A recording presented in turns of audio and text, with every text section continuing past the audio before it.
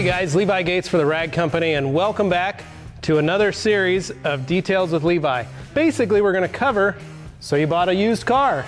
Most people don't understand that when you purchase a used car, there are little things like, rock chips, headlights may need restored, the paint may not look as great as it needs to be. So what we're going to do in this series is do a step-by-step inspection, engine clean, interior clean, and then paint correction and coating on the vehicle on this sweet 2006 Volvo V50 R design that is also a 6-speed and is also all-wheel drive.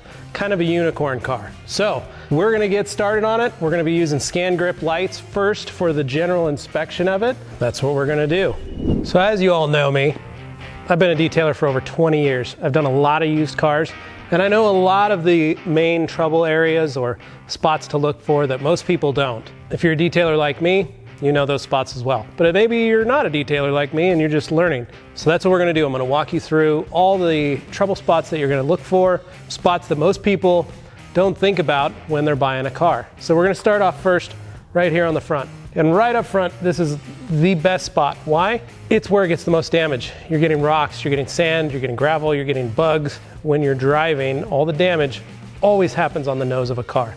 Some are way worse. Those are usually common in higher mileage cars or cars where people do a lot of freeway driving. I had a previous vehicle where it looked like the front end had gotten sandblasted. It's just because it was a road car. We're gonna look at swirls. Again, we're gonna take our scan grip light and we're gonna just take a look and see what kind of damage we have here on the front. It's a little faded. It's got some spots. You can see some bug guts that have etched their way in, and just some slight scratching and marring, but not bad, really not bad. Just some, bugs. There's some rock chips here and there, and those can easily be fixed. Now, if you're like me, and let's say you came into my shop, I would have a clipboard ready to go, basically a visual of the car, and you can go through and mark where the damage is for your customer. Because this is Dane's car, and I'm gonna have this here in the bay for a while, I don't have to worry about that because it's just me working on it. Basically, we're gonna make note of that. So we've got a large scratch here, we've got a big scratch on the hood, those kind of things. We are gonna go to the top of the line detail, so to speak, for Dane. But if you're doing it for your customer, you wanna make note of stuff like this so that way you can decide whether or not it fits in their budget of if that's something you can correct, if they want to correct it. Sometimes some customers just want to get the interior detailed. They don't want to do the whole outside. Or maybe they only want to get it polished up because maybe they bought it from a dealership and that's what the dealership did, was just do a quick one step. It looks good enough for them. But we're going to work our way down and work our way along. As you can see, this front cowl is a little dirty and dull. And so we're going to address the plastics and the rubber with some solution finish to bring that back. Same with the mirrors, the plastics and the rubber on here, the trim, all that stuff. Again, we're going to take our light and just go down along the bottom. Here we've got some tar that has gotten stuck over the years. We're going to want to remove all that.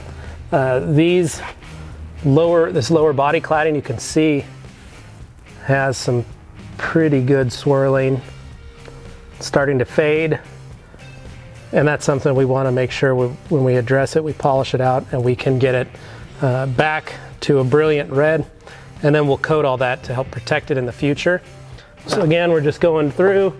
See, there's some rock chips here. It's a good sized scratch. The door cups are one of the biggest things because that's where everybody gets in and out of. Also, people tend to brush themselves up against the car when they're getting in it. And when that happens, that's where a lot of your majority of your scratches. People get in with a backpack they don't realize, or a purse. They scratch the side of the car because it hits it oftentimes. And so that's one thing to look for, is just scratches from kids or things like that. Same thing when they're getting in. Some people tend to step along here when they're climbing in, but again, we've just got some light scratches. But all in all, it's pretty uniform. Again, we're seeing tar, gotten stuck, and that's just, went down a chip seal on a road or something like that.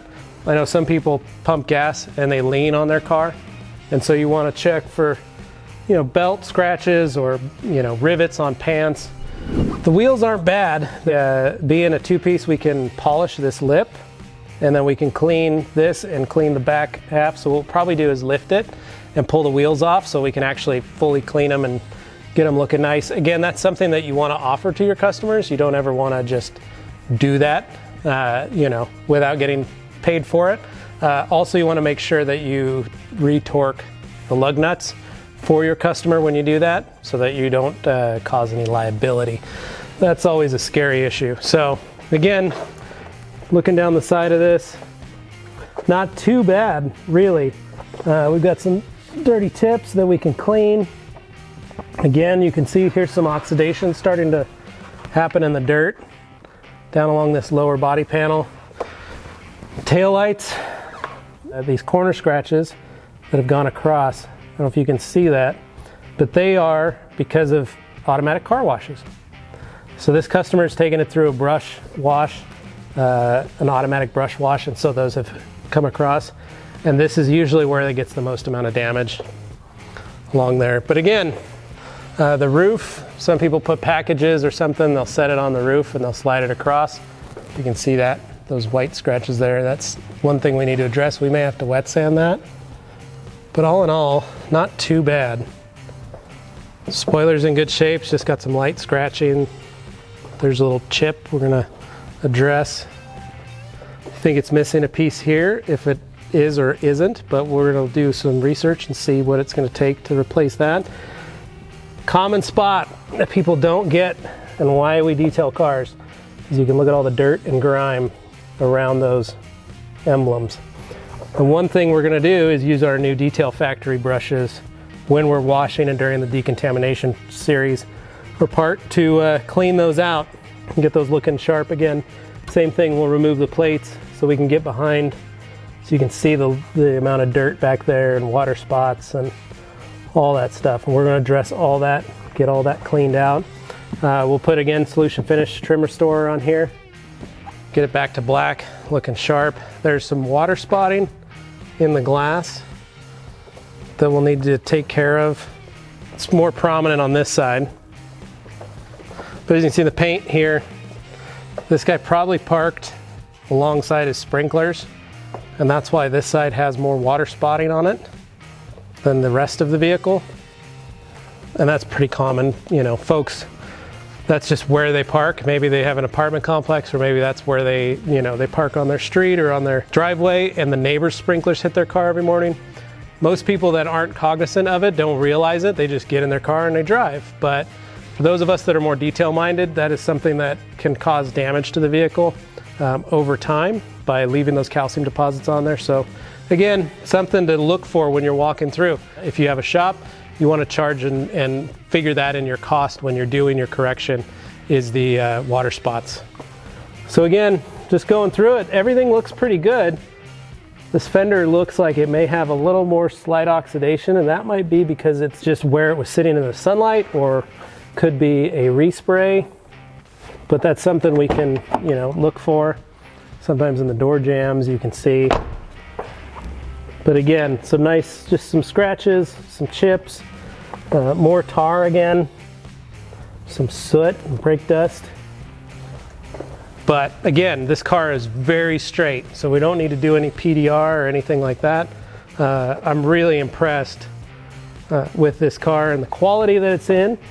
Realistically, we can remove the tar, probably do a 1 or 2 step polish on it to get 90% of it out and be pretty good. Our goal is to coat this, so we're gonna wanna do 2 to 3 steps depending on what we can get out of it. And that'll be one of the steps we go through. Next, we'll go on to the interior. And as you can see, water staining, and pretty bad water staining in the fabrics. There's some oil, skin, things like that right in here. And down here in the pockets, there's some gunk. So we want to clean and address all this. Same with the top skin up here. Seats are the same way. They're not in bad shape. This one's got a couple little bits of tears and stuff, but that's something that can be fixed. We've got a vinyl leather guy that can take care of that. You might have one in your shop. If not, talk to your detailer, find out if there's anybody they'd recommend. But again, these seats are in great shape. They're just dirty, you know. This person didn't keep the car as clean as they'd like, although they did like showing it off, so they had some nice wheels. You know, they took some photos of it, which is how Dane found it, and it looked good in pictures. It's just getting into it. That's what we're here for. As detailers, we see things differently than most people. So, again, going in the back here, the back seats aren't too bad. This one has some slight rubbing, some slight wear, carpets. You know, he's got a full set of mats, which help keep the carpets pretty clean. And like I said, we're just gonna go through it all and make sure there's no stains, there's no mold, there's no mildew, anything like that. You know, check cup holders, make sure they're fairly clean. But again, this is a car that definitely needs detailed. We'll check the headliner and see how, again, not too bad, just hasn't been touched in a long time. The cool part is, once you detail a car though, it can feel like a brand new car very quickly. So one thing I like to do is check under the seats, because you never know, sometimes there's something you can find. I found silver pieces, found lots of stuff for customers. There's a bug. That's super fun. But also it's a good time to look for hinges and things like that. Make sure none of these things are broken. Make sure everything's in good working order. So one of the other things to check is struts, the locking mechanism, all that stuff on this door. That works good. Struts are holding, which is really good. I bought a Jeep once and I totally forgot to clean this when I detailed it after I bought it. And I didn't realize the previous owner had been taking his dog for rides in it, and this was full of dog hair. And it surprised me like a week later after I had cleaned the whole vehicle. I totally spaced hitting that. So again, we're just checking. You can see there's a lot of hard water spots again in the jamb here, which is reminiscent of the rest of the vehicle. But you want to look and make sure, you know, you check your spare tire area. You want to make sure all your stuff's in there. She's got a jack, so he's got a lug wrench. Here's the locking mechanism for that. So we'll have to set that in for him. But all in all, everything seems pretty good. Just check these little side pockets here and make sure there's no spiders or anything like that. But all in all, this is a very clean interior. In the terms of it's not damaged, it's not scratched. It just needs a good detail on it. Fix that, shut it down a little bit. But again, checking around the edges, sometimes there's glue or grease or oil that leaks out of these from certain areas of the door frame. But all in all, fairly clean. It just needs cleaned. Again, moving on to the front. Here you can see that tear in the vinyl, which again is something that can be patched. We'll call our vinyl guy in, maybe he can fix some of this stuff for us on the armrest. But again, we're just checking for dirt and grime. You know, a lot of this is just hasn't been touched, has been a little bit neglected, so it'll be good to get through that. These seats are a little tricky to clean. We'll get on that too in our episode on the fabric and how we clean that. But overall, this car's not too bad. Let's pop the hood. So again, we're gonna go through and we'll just clean everything we can, degrease the motor a little bit, get it looking as nice and fresh and as new as possible. We'll cover a bunch of the areas, but again, we'll go through that in the video. So all in all, this is a pretty standard used car. It's been well cared for.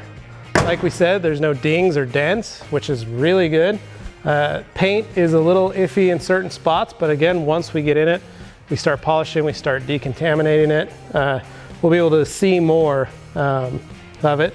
Headlights obviously are gonna need to be restored just to get them back to, you know, visible so that they're safe. Dane can see where he's going at night when he drives it. But we're gonna hit all the black trim, plastic, everything.